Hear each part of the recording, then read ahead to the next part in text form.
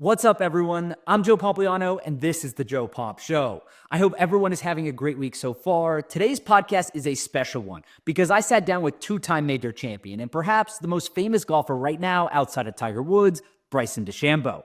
Bryson and I covered a bunch of different topics during this conversation, including the progress that LIV Golf has made over the last few years and what he thinks about the future of the organization.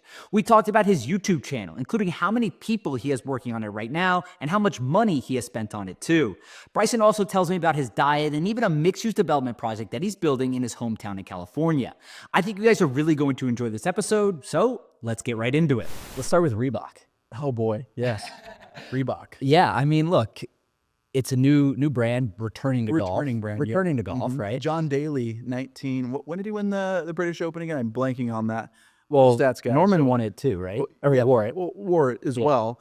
But when he won at St. Andrews, he wore this big green oversized sweater, like trainer jacket thing that had Reebok all over it when he won the British Open. Great branding. Yeah, it's great branding for him. And I think that's, what kind of shot Reebok in the golf space as well. Ultimately, it got acquired by Adidas. Yeah.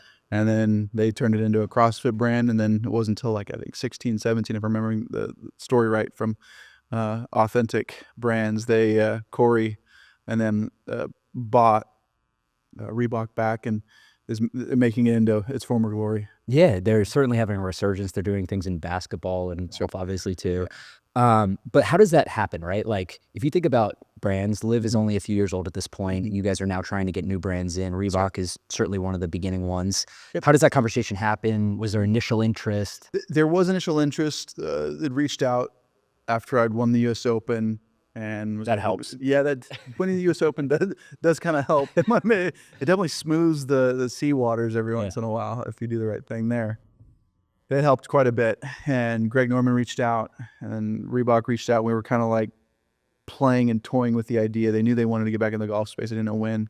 And then it just got expedited really quickly. They wanted to be a part of it. They saw what we were doing, what I was doing on socials, what we're doing here at the Crushers, over here at LIV, and they wanted to be all a part of it. But how important was it to do it for the team, not just you?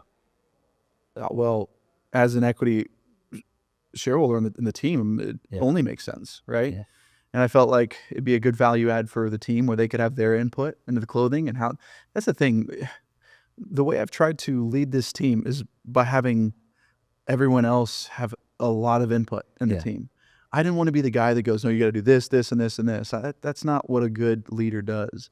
A leader empowers and emboldens these individuals to be themselves and give value and input where they feel like they can give value and input.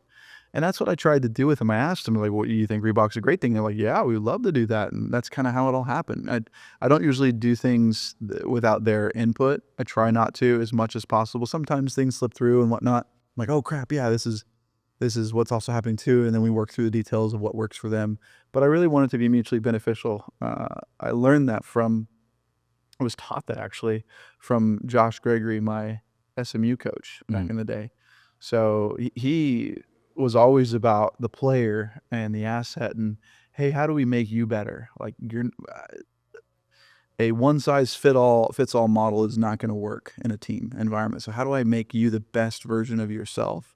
Was always his model. That's what I've taken to LIV Golf, and I feel like these individuals that are a lot wiser and older than me, I feel like there's a little bit of respect off of that because they see me as I feel like they see me as a leader and someone that I can take criticism when I'm not doing something right, and also I can tell them, and hey, you need to do this, and this is the reason why. Right? So maybe I'm wrong about this, right? But in your prior life years ago, you probably didn't have to spend as much time doing things like that, right? If you think about the team, right? You're like you have your internal team and all that kind of stuff, but it's different. Yeah, so like being the GM, right, or not the GM, but the captain of the team, you have a lot of stuff going on. Yeah, the principal player, owning equity in the team. You're thinking about all the different players, doing deals with Reebok, stuff like that. Is it challenging to find the time to do that as you're working on your game? No, I'm kind of.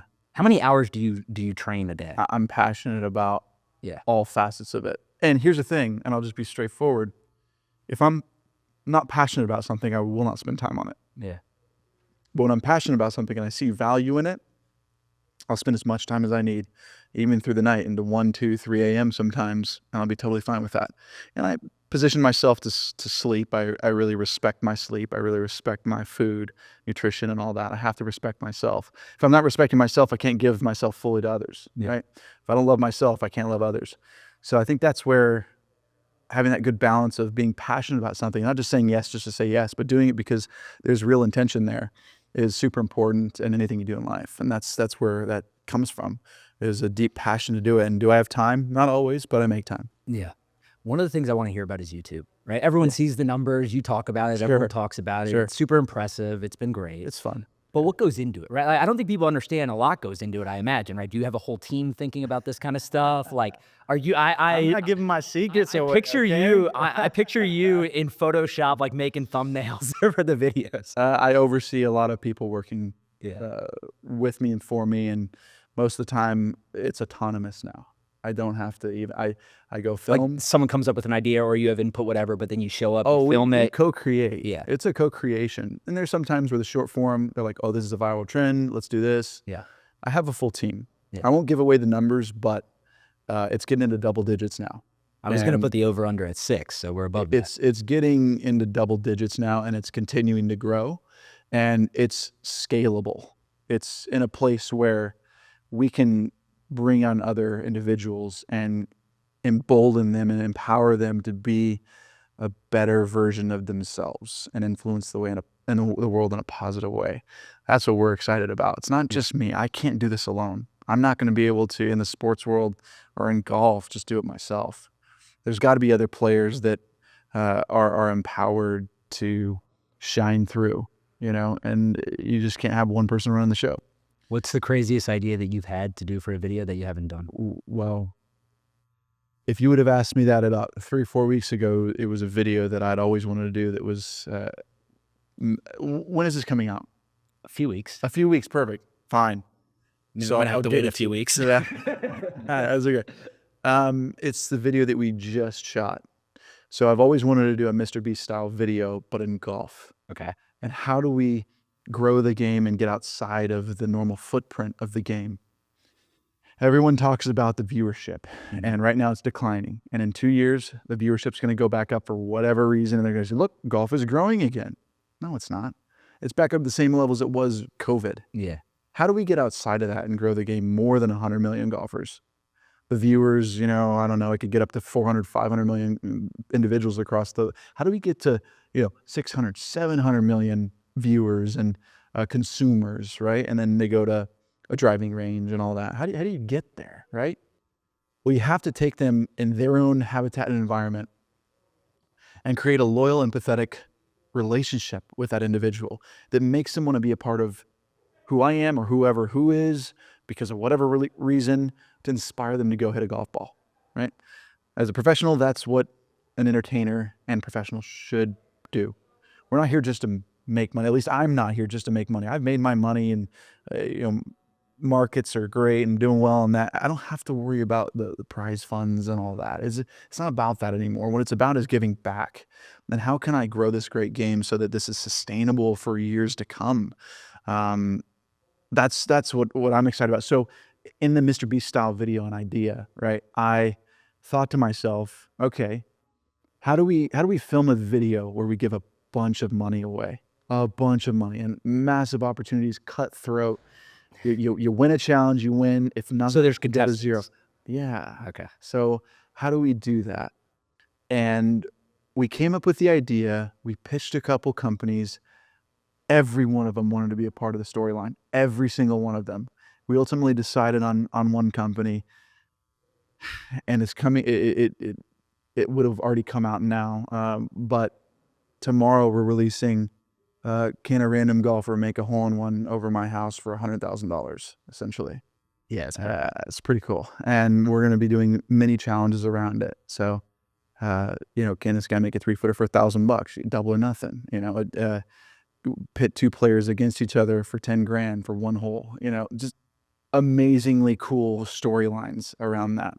And I think that's what's so cool is seeing what Mr. Beast did, being a guy from North Carolina, and then saying, all right, how do we do that as an athlete, has got a following. How did he grow so massive, right? And has reached the ends of the earth. Yep. And we're golfers over here, not able to capture 3 million people. Well, we're doing something wrong. Things have got to change.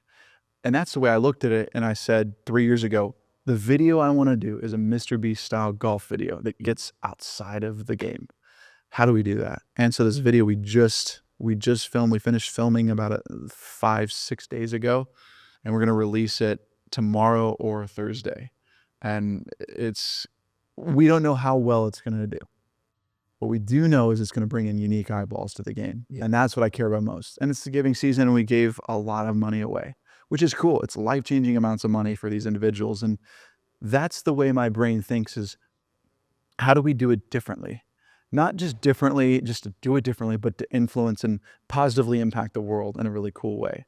That's been the goal from day one of starting YouTube. I've always known it can get there. You got to grow an audience big enough so they and a loyal audience. Yeah. So they listen, at the end of the day. Did you see the guy that tried the same shot as you and hit his clubhouse window and shattered it? Yeah, I saw that. I felt bad for the guy. I mean, that's a decision you make. Well, everyone makes choices. He needed a shot, though, eventually. He did. Yeah. He actually beat me, I think, right? It is day 6 or something like that. So it felt really bad, but he beat me. You didn't break a window, so no. I think you might have won. Thank goodness. I don't know if I won, but well, so you talk a lot about YouTube is obviously huge, right? Like, I think golf is a kind of a unique sport, and sort of what you were alluding to, where it's grown a lot at the amateur level from like a viewership perspective on YouTube for sure. And people are interested in golf, but it hasn't necessarily translated to professional golf yet from a viewership perspective. How do you do that though, right? Like, how do you get those people that are watching your videos to actually play golf? Is it making the sport cheaper? Is it getting clubs in hands? Is it getting people to tournaments? Like, how do you think about that? There's numerous strategies to it. Yeah. Making it economically more viable and accessible are two massive things. So I've got a strategy right now that I'm implementing that people have heard. It's been a couple years now, but it's a strategy that essentially brings people from off the street to the driving range, to lessons, and then to the golf course. It's a full 3-step process, essentially. Getting him to the driving range, getting him lessons, and then getting him onto the golf course, right? And you have to have it at one place, in a community center where it's easily accessible and easily affordable. That's kind of the model. It's easy to say. It's difficult to do with the bureaucracy that's involved in our systems right now. So in California, we're doing a mega project, and it's been in the works for a couple years now. And we're at the place where we're getting permits and everything to build like a physical location. Oh yeah, yeah. And it's going to happen all so you're going to build, the country. If you haven't publicly said this, you don't have to tell me. But no, it's fine. Again, people know about it now. Yeah. We have acquired massive amounts of land in my hometown, and it is a 3-phase process to build a whole community and increase the size of where I grew up by 30%. And it's a full-scale plan, fully thought out, county, statewide, state assemblymen, city officials, mayor, the whole kit and caboodle. And when you say grow it, you mean golfers or like people, like get more people to live there too? Both. That's economic influx. So it's not only just to bring golfers to the game, but it's also to bring people to the Central Valley. If there's an area for them to play golf and learn it. Yeah, you build a community around a multi-sport complex center. If you so not just golf. 100%, right? So this is where, sometimes I can talk a pretty big game, but ultimately I feel like over the course of time, I'll be able to back that up, you know? And a lot of the reason why I've been able to do this is because of LIV. They gave me the economic viability to do these things and the platform to be able to do it, going on YouTube and promoting YouTube and growing that, and then ultimately growing the crushers on YouTube. I mean, the amount of exposure, 1.5 billion views across all platforms last year is what ultimately the crushers got, and LIV got, which is fantastic. And I think as I look at the landscape, as long as we sustain pace and keep moving in that direction, I really do believe we can continue to grow the game of golf. 1.5 billion views is a lot. It's crazy, yeah. And unique viewers, it was probably upwards of a couple 100 million. Yeah. 200, 300 million. So what do you think the future is for the Crushers, right? Like, I'm sure you've thought this out 5-10 years into the future. Like, is it bringing on ownership partners? Like, just part of it. Yeah. Like, but what do you see it being like a sports franchise in a way where we're talking about? It is right now, right? But but I mean, like, if you think about it in the context of, the valuation rankings come out every year for everything from the NFL to the NBA to Formula One teams. It'll be somewhere. Yeah. It'll be somewhere amongst those, right? Yeah. I think the more impactful and interesting thing for me and our team, and even LIV Golf, is creating academies and golf courses. How cool would it be to have academies across the globe? Like the European soccer model for Why golf not? in the U.S. Why not? And across the globe, in the Philippines and India, and places where you can make it economically more viable and affordable. I'm working with an equipment company right now to make that happen. You got a lot going on. There's probably about a five-step process to this whole thing, where it involves, I'll be quite frank on this, so you're going to hear a lot about this, but I won't go fully in the whole way, but from a government perspective, from a economic viability perspective, from an accessibility perspective, from the Crushers perspective, from a academy perspective, all those things have to line up, and then health, wellness, and community development, all of that encompasses, and equipment, how all that lays into each other. I'm hitting it from every angle, and why I'm saying it right now, I don't know, just spitballing, but that's ultimately what I'm trying to accomplish, is a full 360 encompassing thing that helps. If one thing falls, I can replace it. But it all economically and socially and community-wise grows together. Yeah. And it's this domino effect that's just going to go, oh my gosh, wait, he built golf clubs. Wait a second, that integrates into accessibility. Wait a second, that integrates into multi-sport complex center. Wait a second, that goes into the education center that he's building alongside that, if everything goes, all that. There's bureaucracy, there's governments, all this kind of stuff. So I won't hold you to a timeline. We have that, but I won't hold you to a timeline because that can kind of change things. But if everything goes well, when do you think some of this stuff will go into effect? So the multi-sport complex conversation, the driving range, all of that, we're looking for approval, conditional use permit in the next 6 to 9 months. And then from that, we'll build the driving range. And then after that, it'll be the full-scale project, or in conjunction with that, sorry. So once it's going to take about 12 to 15 months to get the permits approved for the full scope, which is going to be, it's over 200 acres of land is what we have right now. And it's going to be multi-sport complex center, driving range, golf course, residential, community center, the whole thing, the whole kit and caboodle. Yeah. And it's all tied in with the Clovis Unified School District, where I grew up, and it'll be for public consumption at some point. As of right now, for the conditional use permit that we're working on, it'll be for the school. It'll just be for the school initially, which will be great to get those kids the accessibility that they don't have in the Central Valley right now, which is what I had growing up as a kid. Yeah. But that's what I'm really excited about, how that plays into the golf clubs I'm building, how that plays into the Crushers, how that plays into LIV, how that plays into our championship golf course, social media. Yeah. It's everything. It's a 360 approach. Well, in a lot of ways, social drives that stuff. 100% it does. Yep. The only reason why I have this opportunity over there is because of socials. Yeah, it was funny. I tweeted out one time about the growth of your YouTube channel, and people were commenting like, "How much money do you think he makes off this?" I'm like, "You think he's spending money?" What's funny is I can say this. Think about this. Screw it.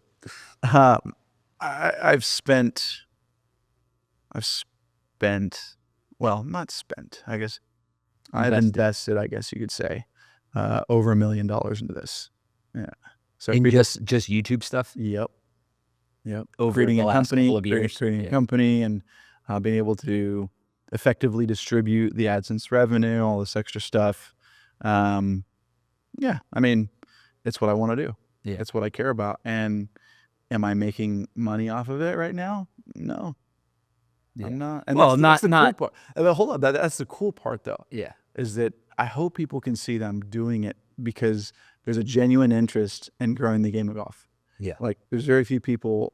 I don't want to get too deep into it, but I just genuinely care, man. I genuinely care about growing the game, and I hope my eyes can reflect that. Yeah, I believe you. Because it's not like a, oh, I don't know, I'm just saying. No, To say it. I believe you. But so this is my last question for you. The YouTube stuff.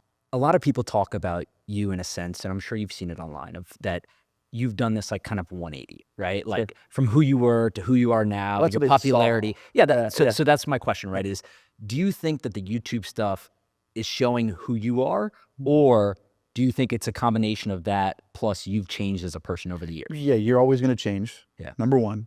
But my core self, who I truly am, was always there.